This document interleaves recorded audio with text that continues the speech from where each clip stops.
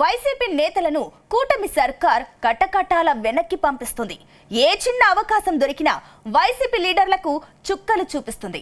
ఇప్పటికే ఫ్యాన్ పార్టీకి చెందిన కొందరు నేతలు గప్చుప్ అయ్యారు. తాజాగా ఓ మాజీ మంత్రిని కూటమి సర్కార్ టార్గెట్ చేసిందా? ఆ నేతను జైలుకు పంపేందుకు గవర్నర్ అనుమతి కోరిందా? గవర్నర్ నుంచి అనుమతి రాగానే ఆ నేతను జైలుకు పంపడం ఖాయమా?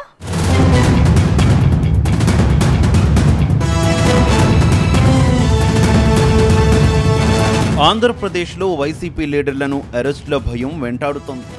కూటమి సర్కారు వరుసబెట్టి ఫ్యాన్ పార్టీ లీడర్లను కటకటాల వెనక్కి నెడుతుండడంతో నెక్స్ట్ అరెస్ట్ ఎవరో అని నేతలంతా టెన్షన్ పడుతున్నారు.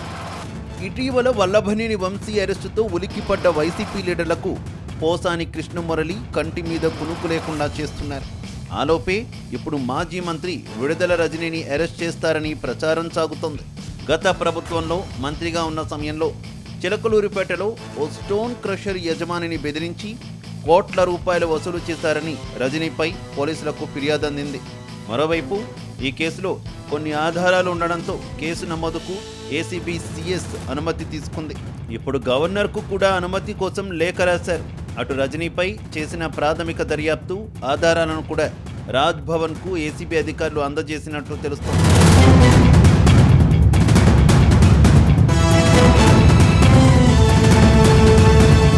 గత వైసీపీ ప్రభుత్వంలో మంత్రిగా విడుదల రజనీ అనేక అవినీతి అక్రమాలకు పాల్పడ్డారనే ఆరోపణలు ఉన్నాయి.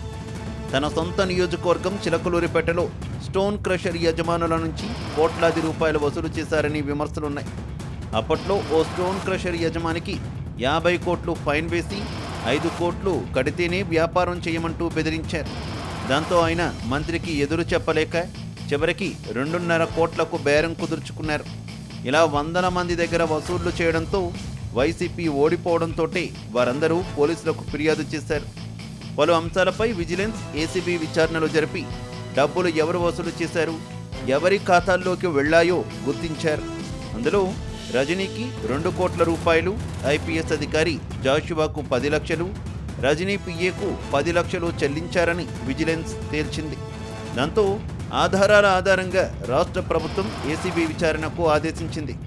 చివరకు కేసు నమోదు కోసం అవసరమైన అనుమతుల కోసం అధికారులు ఎదురుచూస్తున్నారు. ప్రస్తుతం ఈ కేసుకు సంబంధించిన ఫైల్ గవర్నర్ దగ్గర పెండింగ్లో ఉంది. 1-2 రోజుల్లో ఆమోదం లభించే అవకాశం ఉందంటున్నారు. గవర్నర్ ఆమోదం లభించిన వెంటనే కేసు నమోదు చేసేందుకు రెడీ అవుతున్నారు.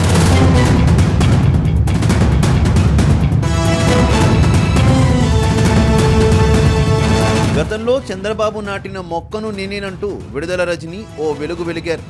ఆ తర్వాత ఆమె వైసీపీలో జాయిన్ అయ్యారు. వైసీపీ అధికారంలో ఉన్న 5 ఏళ్ల కాలంలో విడుదల రజనీ పేరు అటు రాజకీయాల్లోనూ సోషల్ మీడియాలోనూ మారుమోగిపోయింది. అయితే తనను గెలిపించిన చిలకలూరిపేట ప్రజలని ఆమె ఇబ్బందులకు గురి చేయడంతో ప్రజలు ఆమెను లైట్ తీసుకున్నారు. 2024 ఎన్నికలకు ముందు వైసీపీ అధిష్టానం సర్వే నిర్వహించింది. ఇందులో విడుదల రజనీ ఓటమి ఖాయమని తేలిపోయింది. దీంతో జగన్ ఆమెను గుంటూరు వెస్ట్ నియోజకవర్గానికి పంపించారు. ఊహించని పరిణామంతో కంగుతిన్న ఆమె జగన్ నిర్ణయానికి ఎదురు చెబితే ఉన్న సీటు కూడా పోతుందన్న భయంతో గుంటూరు వెస్ట్ నుంచి వైసీపీ అభ్యర్థిగా బరిలోకి దిగారు. కానీ గుంటూరు వెస్ట్ ప్రజలు కూడా రజనీని తిరస్కరించారు. దాంతో తిరిగి ఆమె చిలకలూరిపేట నుంచి రాజకీయాలు మొదలుపెట్టారు.